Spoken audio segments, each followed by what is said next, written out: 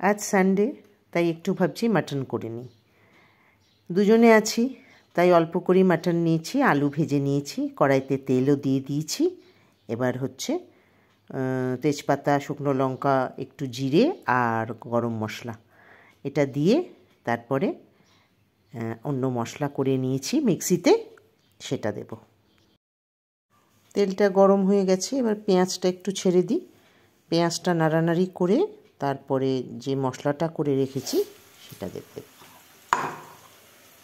এটার মধ্যে একটু পেঁয়াজ, রসুন, আদা, কাঁচা লঙ্কা, একটু চারমগজ দিয়েছি। মশলাটা দিয়ে এবার আস্তে আস্তে কষাবো। কষিয়ে নিয়ে তারপরে চিকেন, মাটন যে কোনো তরকারি যত বেশি কষানো যায় ততই ভালো। রেড চিলি কাশ্মীরি দেবো, রং না হলে ভালো লাগে না মাটনের ঝোল।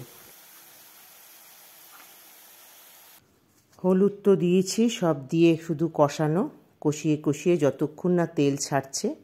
আর মাংসটা এবার দিয়ে দিলাম।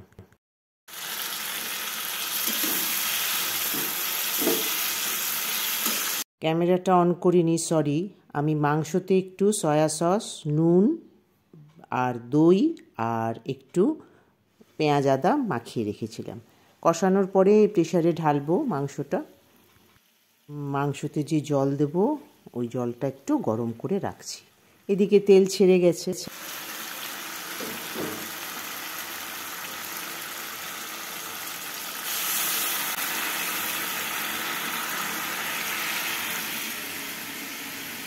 ব্যাস, গরম জলটা দিয়ে এবার প্রেসারে ঢেলে দেব। মাংসটাতে দুটো সিটি দিয়ে নিয়ে প্রেসারটা খুলে আলুগুলো দিলাম। এবার আলুগুলো দিয়ে আবার 3টে সিটি দেব।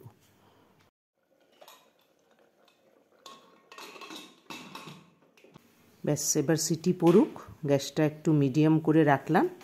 এবার তোমাদের সিটি পড়ার পরে প্রেসারটা খুলে দেখাবো ফাইনাল লুকটা।